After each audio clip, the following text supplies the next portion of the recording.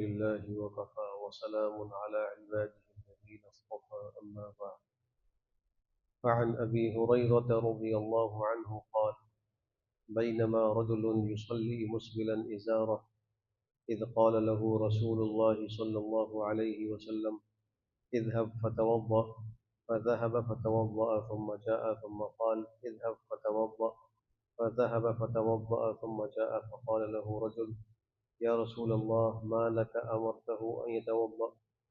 ثم سكت عنه فقال: إنه كان يصلي وهو مسبل إزاره، وإن الله تعالى لا يقبل صلاة رجل مسبل إزاره. رواه ابو داود. حضرت ابو ہریرہ رضی اللہ عنہ سے مروی ہے، فرمایا کہ اس دوران کے ایک شخص نماز پڑھ رہا تھا اس حالت میں کہ اس کا تہبند ٹخنے سے نیچے لٹکا ہوا تھا، تو اس کو کہا نبی کریم صلی اللہ علیہ وآلہ وسلم نے: جاؤ اور جا کر وضو کرو۔ وہ گیا اور اس نے وضو کیا اور پھر دوبارہ آیا، پھر آپ نے فرمایا: جاؤ جا کر وضو کرو۔ وہ چلا گیا اور پھر وضو کر آیا۔ تو ایک شخص نے پیغمبر سے عرض کہ اللہ کے رسول، آپ نے اس کو وضو کرنے کا حکم کیوں دیا؟ پھر آپ نے خاموشی اختیار کی۔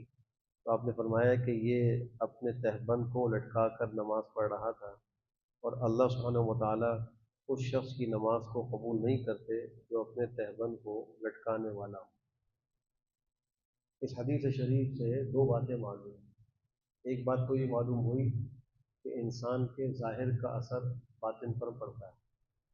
جب نبی نے دیکھا اس شخص کو کہ وہ تہبند رکھنے سے نیچے لٹکا کے نماز پڑھ رہا ہے، جو مردوں کے لیے منع ہے، تو یہ ایک گناہ ہے، اور گناہ کا اثر باطن پر پڑتا ہے۔ تو آپ نے اس کو کہا کہ جاؤ جا کر وضو کرو۔ یہ عمل وضو کو توڑنے والا نہیں تھا۔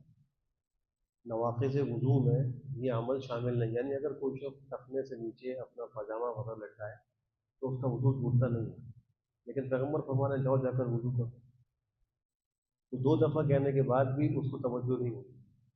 آپ کا مقصد یہ تھا کہ جو یہ گناہ کر رہا ہے، جب یہ وضو کرے گا تو اس وضو کے اثر سے گناہ کی ضرورت ختم ہوگی، کیونکہ وضو جو ہے وہ انسان کے لیے گناہوں کے مٹنے اور نیکیوں کے بڑھنے کا ذریعہ ہو۔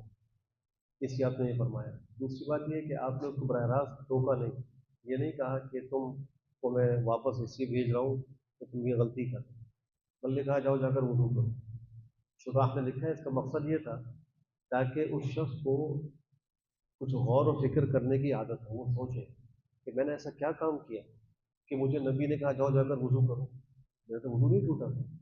تو ہو سکتا تھا کہ وہ غور کرتا اور پھر وہ اس نتیجے پر پہنچتا کہ میں چونکہ اس بال اظہار کر کے نماز پڑھ رہا تھا، اس لیے مجھے کہہ رہے تھے، وہ تیسرا کر لیتا، لیکن اس شخص کو سب توجہ نہیں ہو، وہ آ کر پھر ویسے ہی نماز پڑھنے لگا، تو آپ نے پھر دوبارہ کہا جاؤ۔ تو ایک تیسرے شخص موجود تھے، انہوں نے پیغمبر سے عرض کیا کہ کیا وجہ ہے آپ اس کو یہ حکم دے رہے ہیں کہ جاؤ جا کر وضو کرو اور نماز پڑھو دوبارہ؟ آپ نے فرمایا کہ یہ اس بال اظہار کر کے نماز پڑھے، اور اللہ ایسے آدمی کی نماز کو قبول نہیں کرتا۔ دوسری بات یہ معلوم ہوئی کہ مردوں کے لیے ٹخنا کھول کے، یعنی اوپر سے آنے والے لباس سے ٹخنا ڈھکا ہوا نہ ہو، اس حالت میں نماز پڑھنا ضروری ہے۔ اب اس میں لوگوں سے دو کوتاہیاں ہو رہی ہیں۔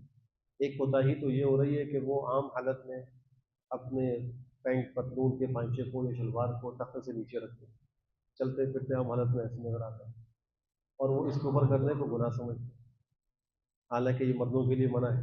عورتوں کے لیے حکم یہ ہے کہ ان کا ٹخنا ڈھکا ہوا ہو، ان کا پاجامہ، ان کی شلوار، ان کا ٹراؤزر وہ اتنا لمبا ہو کہ ٹخنا ان کا چھپا ہو۔